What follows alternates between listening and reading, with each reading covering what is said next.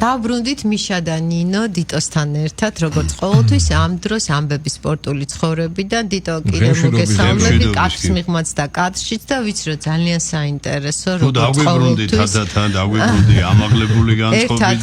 და რა თქმა უნდა და მოდი ძვირფასი დრო არ დავკარგოთ და ჩვენს მენელს მაყურებელს ვუთხრათ ლაჩხუთის გურიის სასწაულის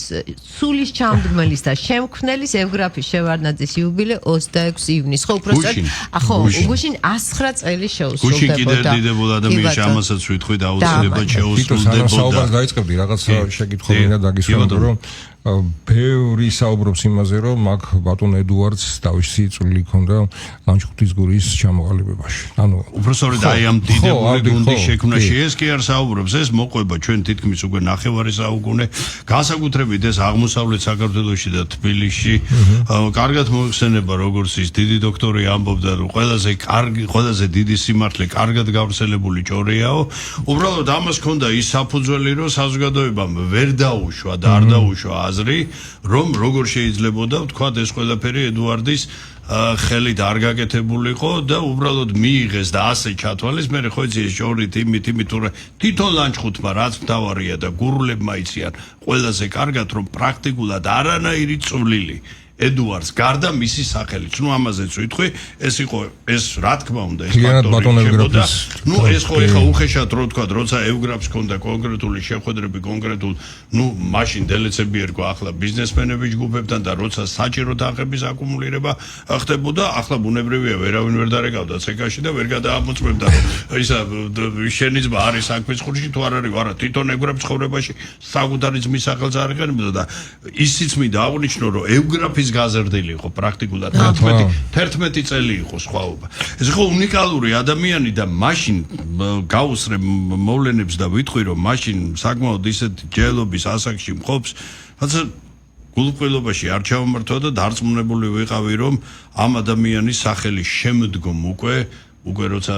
გავიდოდა 10 წლეულები, აი მე ვამბობ ზუსტად იმ 70-იანი წლების მიწურულს და პირველ ყველაზე ძალიან დიდ წარმატებას, რაზეც თითქმის არაფერი იწერება, აქ-აიქ მხოლოდ რაღაცას მოკრავ ყურს და იმდენად მშრალ ინფორმაციას, რომ აი იცი რა გული რაღაც ისე გეკუმშება ადამიანს, იმიტომ რომ ეს მართა სასწაული იყო. საუბარი არ გახლავ ძვირფასო მეგობრებო, აქ გურიას უმაღლეს ლიგაში გადასვლაზე, აქ არის საუბარი იმ პერიოდზე, როგორ მივიდა გურია მანამდე და თუნდაც ის, რომ პირველი ლიგის საგზური რა ბრძოლაში, რა ტიტანურ ბრძოლაში იქნა მოპოვებული და იმასაც გავარკვევებ რომ ბევრჯერა რომ იქ აი ბიჭო რაღაცას აწყობდნენ იმას, ეხლა ბჭყალებში გაგებით როგორ აწყობდნენ და რომელი თამაშები. აი ამაზეც ვრცლად ვისაუბრე და აუცილებლად ეხლა სულკურთხეული ევგრაფი შევარდნაძის რადიო პორტრეტის წარდგენის დროს გეტყვი რაკიღა ედუარდზე ჩამოვაგდეს სიტყვა რომ პოლიტიკურად არაწყობდა ედუარდს გურიას ეს აღზევება და რატო? მიაქცია ყურადღება 79 წელი ვახსენე. ყველაფერს აკეთებს ედუარდი მოსკოვში და ემზადება მოსკოვში გადასასვლელად. ნუ ეხა არ მინდა ეხა იქ ბუნებრივია იქ იმაში გადასვლა თუ რა და რა საშუალებები და გურია ბაბატია და მაშინ უკვე ედუარდისთვის იყო როგორც თანამედროვე ენაზე იტყვიან წამგებიანი პროექტი, იმიტომ რომ რუსებს უკვე ძაღლის ვალივით ყავდათ ეს გაჩერილი და მისი პირველ ლიგაში სოფლის გუნდის გადასვლა და ასე აღიქვა. რუკაზე მაჩვენებია არა რუკას ხო არა რუკაზე ვიტყვი კიდე ბუნებრივია ეს ბუტა ჟორდანიას მსხვილი დასმული წერტილი ისეთი მსხვილი წერტილი ეს გაცილებით ადრე იყო, ეს იყო 66 წელს თუ მეხსიერება არ მალტობს ამაზეც დაუბრუნდები და არაწყობდა ედუარდს. ოღონდ რა იყო? რა კიღა ევგრაფის მიმართ ქონდა ძალიან დიდი, ვერ ახტებოდა, არ უშლიდა ხელს. მხოლოდ მაგრამ ის რომ ედუარდს იმისთვის დავალება მიეცა რომ ბიჭო შენ გურიას მიხედე და უხეშად რო თქვა ბოდიში ცოტა ისეთი რომ ისე დასტა ისინი ასიგნაციები ვიღაცას ეგზავნა, არა, ყველაფერს აკეთებდა აბსოლუტურად ევგრაფი. ეს იყო ფეხბურთზე უზომოდ შეყვარებული ადამიანი და აი ეხლა აღმზრდელზე რო აღნიშნე უმძიმესი ცხოვრების გავლა მოუწია მას. აქ საუბარია ჯერ მისი ფიზიკური მდგომარეობიდან გამომდინარე, იმიტომ რომ ბავშვობაში უმძიმესმა ვირუსმა ეტლს მიაჯაჭვა პრაქტიკულად აისავა. ამის მიუხედავად მოდი ასე ვთქვა, სად იყო მაშინ და ვინ იცნობდა ედუარდს, როცა ევგრაფი უაღრესად განათლებული ადამიანი გახდა რაიონული გაზეთის ან ლანჩხუთის მთავარი რედაქტორი. შემდგომ ადგილობრივი რაიონის ეგრეთ წოდებული ატეკას, ეს არის ავტოსატრანსპორტო გაერთიანების დირექტორი. სად იყო მაშინ ედუარდი? არა, რას გაგებით ვამ, რაიმე თანამდებობდებით, არაფერი. აქვე გავუსწრებ მოვლენებს და ვიტყვი, რომ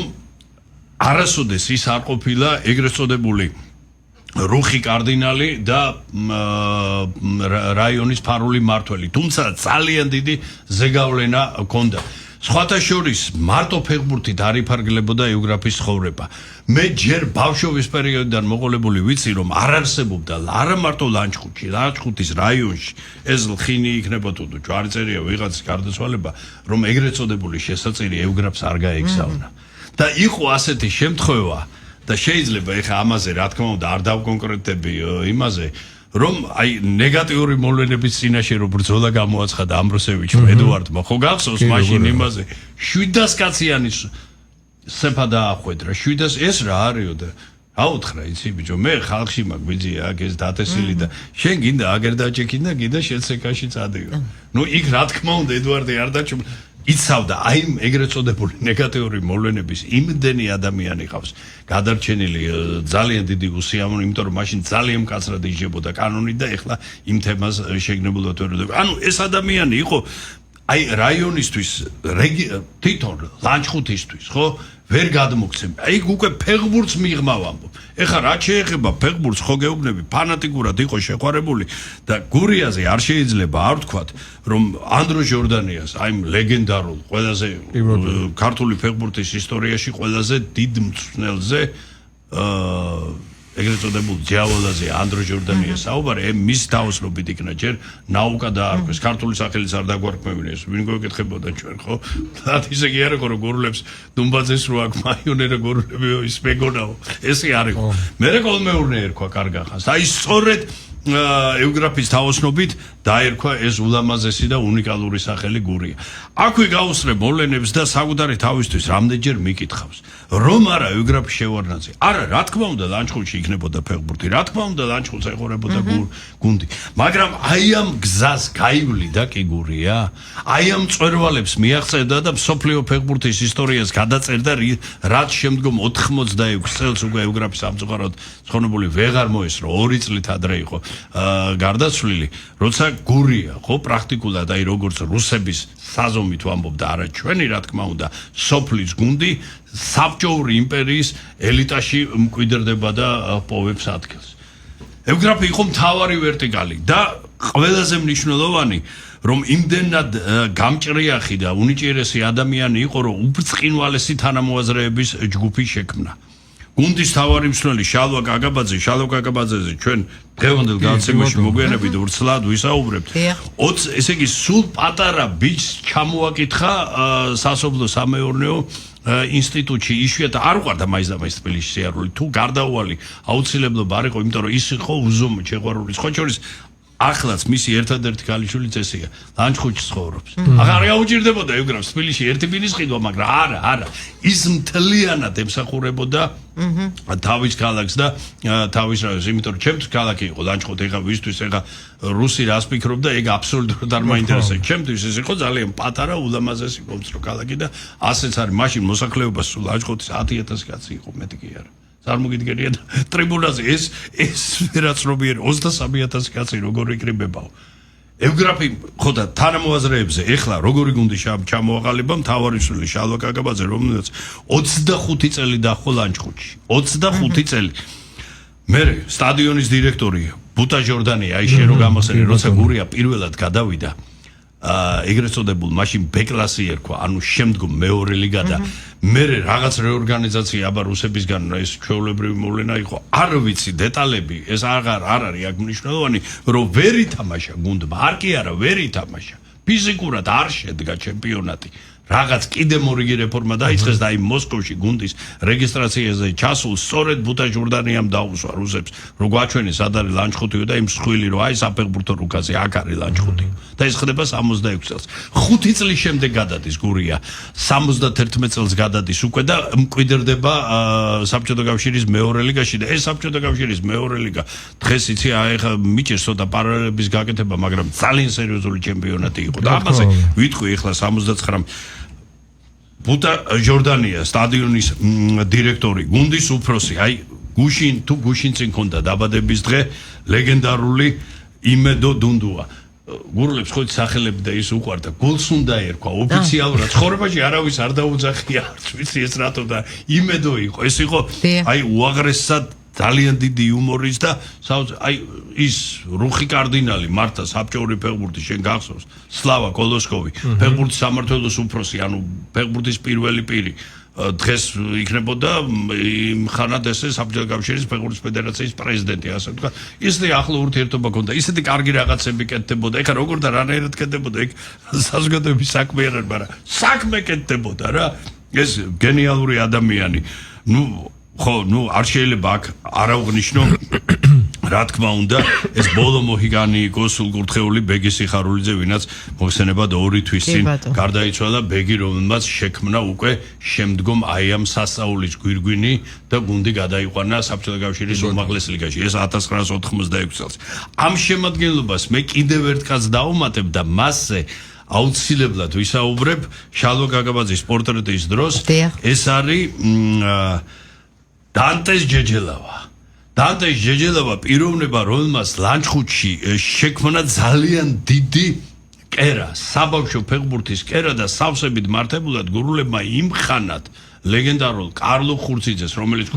ქუთაისური ფეხბურთის ბავშვთა ფეხბურთის პატრიარქად იქნა შერაცხული აი იგივე შეიძლება ითქვას ლანჩხუთური ფეხბურთისთვის რაც დანტეს ჯეჯელავამ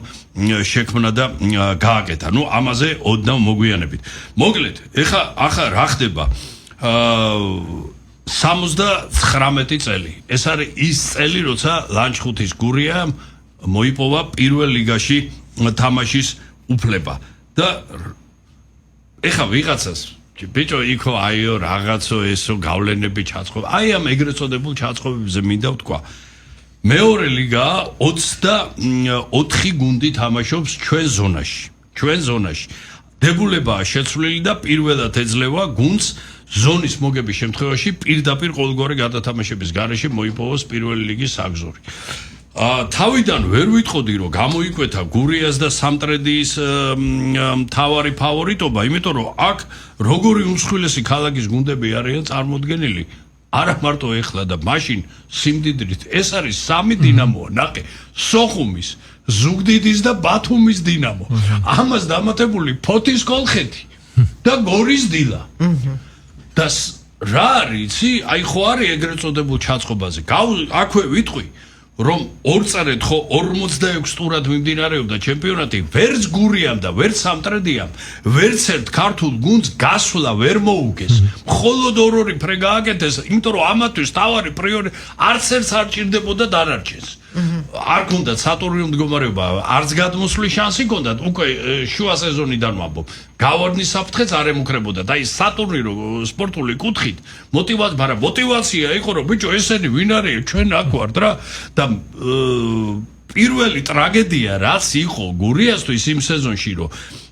ყველაზე პრინციპულ მეტოქე ზუგდიდის დინამოს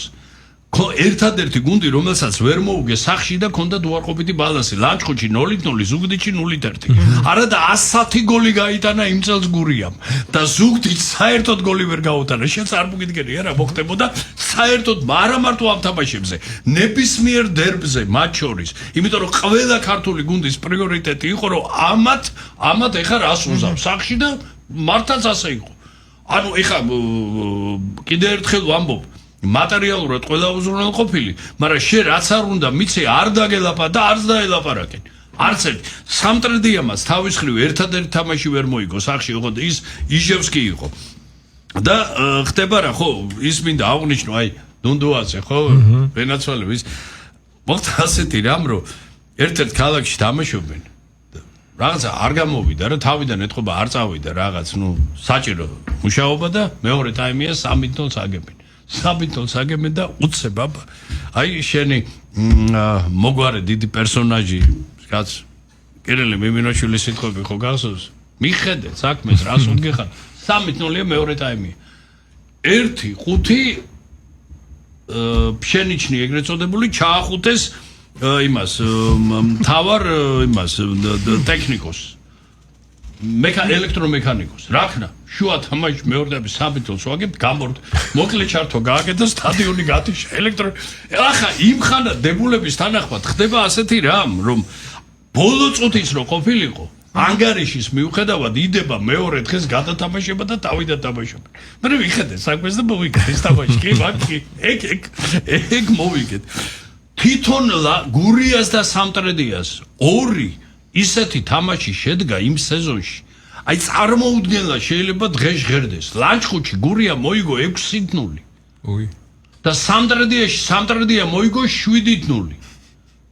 შეწარმოგიდგენია რა ხდებოდა და უკვე კულმინაცია პიკს გასდა. იმიტომ რომ სამტრედია მაშინ სხვათა შორის შემოდგენლობით საკმაოდ კარგი გუნდი იყო რა. ცხონებული დეზი ყავდა, დეზი სხვა შორის დარჯანია. გახდა მაშინ იმ პირველობის ბომბარდირი 34 გოლით. 34 და ახლა კულმინაცია ხდება 79 წლის 28 ოქტომბერი და გუნდი თამაშობს ყაზანში თამაშობს რუბინთან. რუბინს არაფერში არ ჭირდება, მაგრამ ვერ დამუშავდა გუნდი. ხედავში რამხელა იყო კიდევ. გუნდი ვერ დამუშავდა, იმიტომ რომ იგებ გადმოდიხარ. ეხლა სიტუაცია ესეთი, გური აუსრებს მაშინ ორგულიანი სისტემაა. 2-1-0 მოგება, პრეც აგება. სამიანი არ არის. ანუ იგებ გადმოდიხარ პირველ ლიგაში ფრის შემთხვევაში, იმიტომ რომ სამტრედია უპრობლემოდ იგებს თავის შეხვედრას და ასეც მოხდა. ფრის შემთხვევაში ინიშნება გადათამაშება. იქ რა მოხდებოდა კაცმა არ იცის. ვერავინ ვერ იტყვის რომელი იქნებოდა ფავორიტი. იმდენად მეტნაკლებად თანაბარი ძალის გუნდები იყო, აი იმ სეზონში გურიას და სამტრედიას. წაგების შემთხვევაში იყო საერთოდ იღუპები და სამტრედია გადმოდის ეს გურულებისთვის. მოკლედ 0-0 თავდება, ყველაფერი მიდის ის რომ აი ეს გადათამაშება დაინიშნება 95 წუთია და არ მინდა ეხა უბრალოდ გვარი მაინც რაღაც მეკარეს უკავია ბურთი რუბინის მეკარეს ასე კიდე რაღაცა გვერდიდან შემოიფარა ამოურთხა ხელი ამოურთხა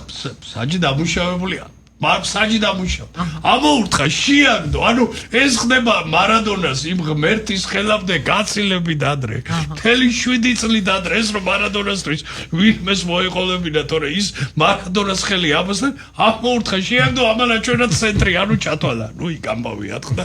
2-3 საათი გუნდი ვერ გაყავდათ იქიდან ხო წარმოგიდგენია არ იყო ეხა მრავალრიცხოვანი კომაგი რაც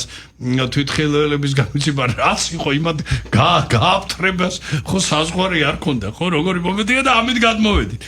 აი ეხლა ევგრაფსე აი ნუ ხო რა სადღაც ბედი ხო გინდა ადამიანსა რა აი მაინც და მაინც მაშინ გზნობდა პერიოდულად ხო ეს ქონდა ეს სამგონალო ის და ერთ-ერთი რეაბილიტაციის კურსი იმ მაშინ მოუწია ის თბილისში ეგრეთ წოდებულ ლეჩკომბინატში და ამ ფიესტას ევგრაფი ვერ დაესწრო აი ისე ჩაიარა ხო ეს ეხა მე მაგრამ იმდენად დიდი მთელი გურია დახვდა იქ ოზურგეთელები ჩავიდნენ და ისე თანამდებობის პირები ყველამ და გურია ნუ აი იმიტომ რომ იქ უკვე არ არის იქ თქვათ აი შენ ლანჩხუთს ის მიმართა დამოკიდებული აქ თავარი ის არის რომ თითო შენ გურია ხარ გურული ხარ და გურია გადავიდა საბჭოთა კავშირის პირველ ლიგაში რა მართა იმხანად ეს უკვე საოცრებად შერაცხეს და ისიც მინდა აღვნიშნო აქვე რომ სწორედ რომარა ევგრაფ შევარნაძე მე ამას როდის მიშა რომელ გაცემაში ქონდა ნუ ეს არ არის არსებითი რომ ევგრაფის თაოსნობით საბჭოთა კავშირის ისტორიაში პირველი კლასიკური საფეხბურთო სტადიონი რომელსაც არ ქონდა სარბენი ბილიკები და რომელიც იყო კლასიკური და ტევადობა 22000 კაცი და ის 22000 გადაწეცგილი რო იყო ეს იყო საოცრება 10000 კაცია მთელი მოსახლე თალია ბავშვია კაცი ყველაფრიანად და ტრიბუნაზე მოდის სადღაც 25000-მდე კაცი ეხა ამისთან ადამიანმა რომელსაც აი ეს ყველაფერი შექმნა ეხა ძალიან ისეთ ტკივნეულ და მძიმე იმას მივადეგი ბიჭო არც ქუჩა არ არის არ ვიცი კი არ ვიხმერთო ეხა ნუ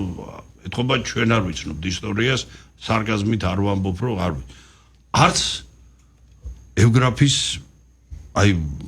საპატიო მოქალაქეობა ქალაქის, ლანჩხუთის, ხო? ეხლა ამაზე მეტი და მე კიდე ერთხელ ვამბობ, მარტო ფეხბურთით ევგრაფის შევარდნაძის მოღვაწეობა ლანჩხუთში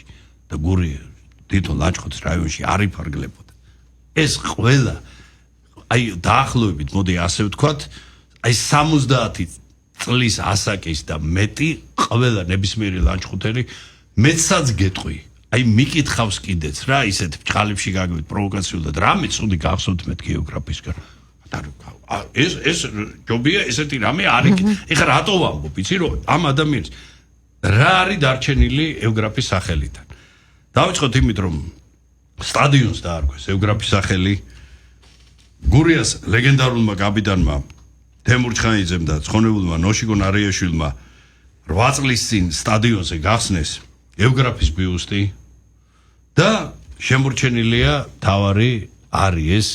ეს ყველაზე დიდი სიმბოლოდ ეგრეთ წოდებული ევგრაფის კამეიკა. აი ესეთი ხის ფორმის კამე იყო და სპეციალურად დაადგმევინა თვითონ ხო ეს მოძრაობის ხრივ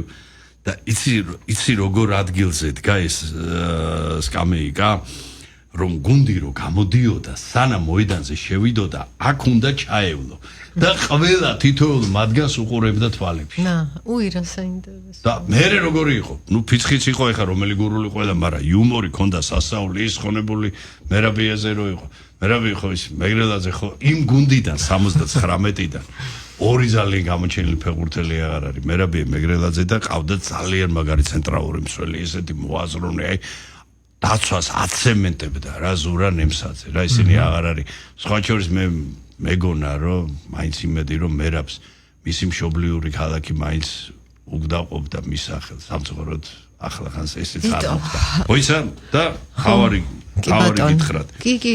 მინდოდა მთავარი თქვათ თქო. კი. არა, ვასწრებთ და მერაბიზე აუცილებლად მინდა ეს თქვა რომ აი იყო ესეთი ეპიზოდი რომ ზა ტრიბუნაზე სანამ ეს იყო პატარა მაინც ეს სისხლი მერე დაღვინდა და ეს მერე სანამ სიმბირელი პაპა გახდებოდა ევროპა დაუძახა მოდი გაგო შენ რაღაც ტრიბუნაზე აქ და აქ ჩობ რა დღეში ხარ ობიძიაში ასე ევროპიძე აი შემაგინესო შენ ახლა იმისთანა ბურთი გააფუჭე მე შეგაგინეო და ლოყა მიუშვია ეს გამარტყიო რა საყვარელი ეს ხო ერთი მეუღლეს გურული მკვიდრი ლანჩხუთელი ქალბატონი ნაძია ცინცაძე იცხოვრა ქალბატონი ნაძია 10 წლის წინ გარდაიცვალა და ამის 100 წელს იყო მიღწეული გვია შეეძინა ერთადერთი ქალიშვილი რომელიც სოფო ექიმია ლანჩხუთში ცხოვრობს და ის თავმავლობა 3 შვილიშვილი და 5 შვილთაშვილი და მათგან აი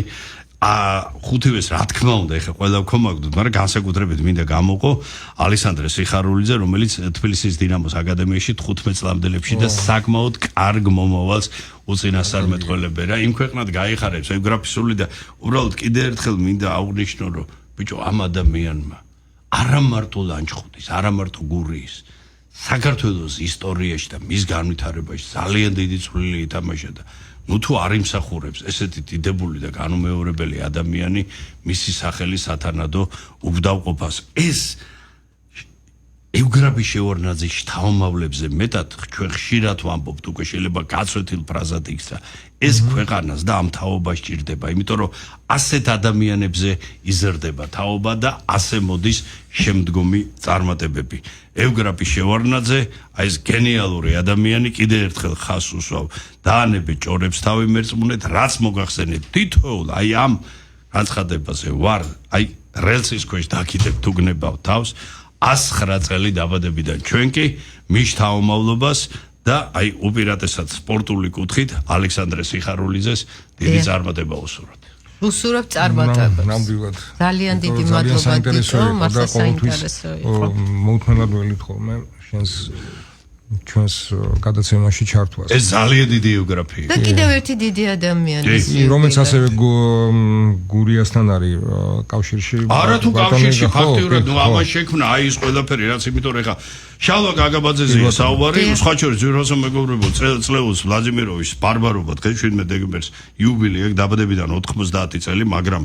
უშუალოდ აი ეს ერთ კონტექსტშია და რა კი კონტექსტის გლეჯო არ მინდა და გარდა ამისა ისედაც გარკვეულწილად რაღაცა ისეთ მეგობრულად ოჯახთან ვალში ვარ, მინდა რომ აი ახლა წარმოვადგინო შალვა გაგაბაძის რადიო პორტრეტი. შალვა წმინდა იმერელი გახდა, თხონში იყო დაბადებული, მაგრამ თბილისში გაატარა სიყრმის უდიდესი ნაწილი და საკმაოდ ნიჭიერი რაში გამოჩნდა გეტყვით, ეს ეგრეთ წოდებულ ტრიცფეანტის რო ეძახი თბილისის 35 საფეხბურთო სკოლის აღზრდილი გახლავ და აი 1953 წელს მაშინ სხვათა შორის ქართულ ფეხბურთში ეს ჩაითვალა, ნუ მე ვამბობ ტიტულებით, ეს იყო პირველი ტიტული, ანუ ჩემპიონის ტიტულზეა საუბარი. აჩიკო კიგნაძე იყო მაშინ გუნდის თავარი მსმენელი, საბჭოთა კავშირის ჭაბუკთა პირველობაზე ოქროს მედლები ჩემპიონები გახდნენ და ეხა მომავალ ლეგენდებთან არათუ მხარდამხარ თამაშობდა. რა ხალხი იყო გუნდში შეკრებილი, ნაწილს ვიტყვი. დაწყებული პარმენიჩიდან სერგო კოტრიგაძე, მიშა მესხი, გენიოსი, მერე შოტიკო იამანიძე, ხო წარმოგიდგენია ბორია სიჭინავა და შოტიკო იამანიძე და შალვა გაგაბაძე თანაკაპიტნები იყვნენ. და ვინ წარმოიდგენდა რომ ნახევარი საუკუნის შემდეგ მათი შთამომავლები დამოყრდნებოდნენ. ნუ ამაზე ცოტა მოგვიანებით უკვე ბოლოსკენ ვიტყვით. აი ეს ქონდა რა სიყრმის და სასოფლო სამეურნეო ინსტიტუტში სწავლობდა, თამაშობდა კიდეც სტუდენტის გახლდათ, პარალელურად მსმენელთა სკოლაში ეს დაოსტატების სკოლა იყო იქაც და აი 57 წელს ჩაირიცხა გურიაში და ახლა რა ხდება? ეს ჯერ კიდე კოლმეურნია, გურიათ არ არის გადაკეთებული, არის სულ 22 წლის ხდება და სასოფლო სამეურნეო ინსტიტუტმა მაშინ რეორგანიზაცია ჰქონდა და სერიოზული გუნდის გაკეთება მინდაო და შეთავაზეს გუნდის თავარი მსმენელობა. და რაზეც თავდაპირველად დათანხმდა ევგრაფმა, რო გაიგო ევგრაფის საგანგებო ჩამოვიდა თბილისში, საკუთარი ხელით მოგიდა ხელი, ეხლა რა ელაპარაკე ეს არ ვიცი. მოგიდა ხელი, წავიყვანა ლანჩხუთში და 22 წლის ბიჭი გახადა გუნდის მოთამაშე მსმენელი. ანუ დააბრუნა უფრო სწორედ და მოთამაშე მსმენელად დააბრუნა. მთლიანობაში 25 წელი გაატარა ლანჩხუთში, აქედან 22 გაატარა მთავარი მსმენელის რანგში. და რაღაც იცი ციფრების, აი ეს ციფრები მე არ მჯერა, მაგრამ რაღაც ისეთი ციფრებია დამთხოვილი. 25 ნომერში ცხოვრობდა მთელი 25 წელი ლანჩხუთის სასტუმროში. რაღაც დამთხოვა? არა, ხო, მაგრამ კიდე რაღაცები აქ დამთხოვილი, მე აღნიშნო და ეხა არ შეიძლება ამ პერიოდში არ აღვნიშნო, რომ სანამ ბეკლაში, ანუ მეორე ლიგაში დაიწყებდა გუნდი თამაში, საქართველოს ჩემპიონი გახადა 3-ჯერ, საქართველოს თასი შემართეს 3-ჯერ, შოთა შავგულიძის სახელობის თასი 7-ჯერ მოიგეს, 30 წლის ასაკში გახდა საქართველოს დამსახურებული მსმენელი, მაგრამ ეს კიდე არაფერი არ არის. რა ქონდა ვლადიმიროვიჩ და რა მითხრეს აი ჩემი და უფროსთაობის სპეციალისტებმა სხვა შორის. არა გურულება სხვა. ქონდა საოცარი ალღო მოთამაშის შეცნობის. ამას ვერ გადმოცემ ნინიკო, ვერ ახსნი. აი არა, იმას არ ვამბობ, ეხლა თუ მაგალითად ამბობენ აი კოჭებშივე ეთყობა და რაღაც, აი ესეთ კატეგორიაზე არ არის საუბარი. ალღო ისეთი აი შეხედავდა რაღაცა თვალი და ვიღაცას არ მოუვიდოდა, მაგრამ შალვა საზღვრობდა, რომ ბიჭო ამისგან სერიოზული მოთამაშე დადგებაო და აი ესეთი ეპოქით, ეხლა ნახე რა ხალხზეა საუბარი დაწყებული ჯერ იმ რამას ურუშაძიდან შემდგომ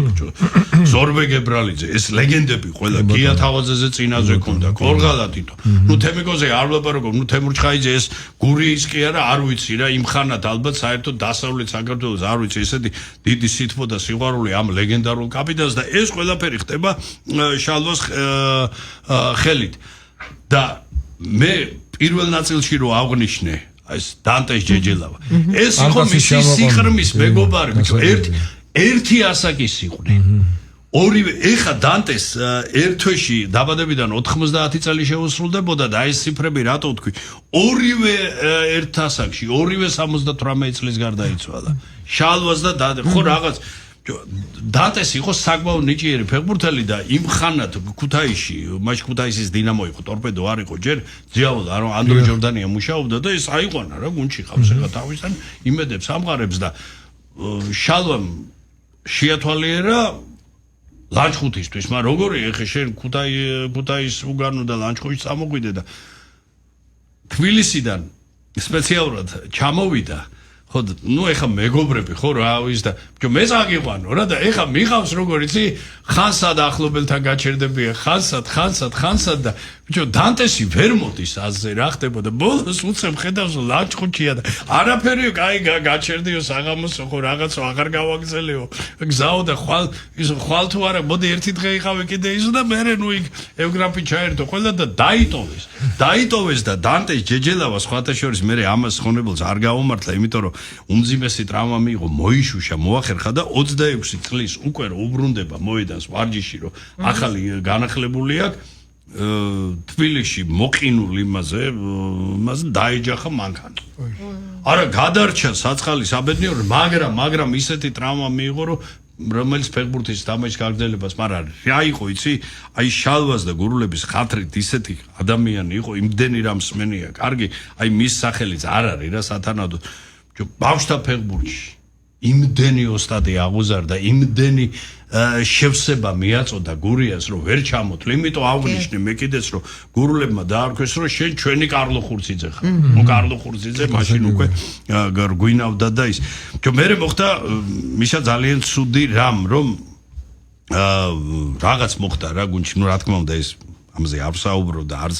უკირკიდებდურალ ძალიან ატკინეს გული მოხდა გუნდის დატოვება მე უკვე ევგრაფი აღარ იყო მე თუ არ ვსები რომ დაბრუნდა მაგრამ მე ესეც ინანა რომ აღარ უნდა დაბრუნებულიყავიო რა გურიაში შალვამ და ნუ ერთი სეზონი იყო დაბრუნებული მაგრამ მთელი ცხოვრება მიუძღა მაგრამ ის ფელი ეს დამსახურება ყვაწლი რაც გაკეთდა მთელი ცხოვრება მიუძღვნა ფეხბურთს თბილისის ლოკომოტივის გუნდის უფროსი იყო საფეხბურთო კლუბ გაგრაში პრეზიდენტ ბესო ჩიხრაძის მრჩეველი და ასევე კიდე არაერთი მრჩეველის მოვალეობის გარდა კიდევ ქონდა სხვათა შორის არაერთი ღირსების ორდენის კავალერი გახდა 98 წელს და რა არის იცი აი აღნიშნავდა კიდეც მის ქალიშვილი რომ აი არც ერთი აი პატარა ბროშურაც არ არისო და რატო ქონდა ასეთი თვისება რომისულიყო ჟურნალისტი ხო რაღაც აი ბადონშალვა ესო ბიჭო მოგიდებდა ხელს ეს სიტყვა უყარდა ხოლმე ბოთლა მოგიდებდა ხელს წამოდი და ის არ ფერდა ბიჭო აჭმევდა ეხ ხოჯი 90 წლებში შეათ რაღაც მაგრამ ყველაფერს მოგიყვებოდა ყველაფერს გარდა საკუთარი თავზე არაფერს არ ყვებოდა არა იმდენად ის იყო სხვა შორის განუმეორებელი იუმორი ქონდა ეს მინდა აღნიშნო ახსოვ შემოყოლილი გაქვს ხო აი ეს სხვა შორის ბევრმა კი არა დარწმუნებული ვარ ალბათ რამდენიმე კაცმა არა უფრო მეტმა მაგრამ ეხა ეს არ არის რომ ეთერში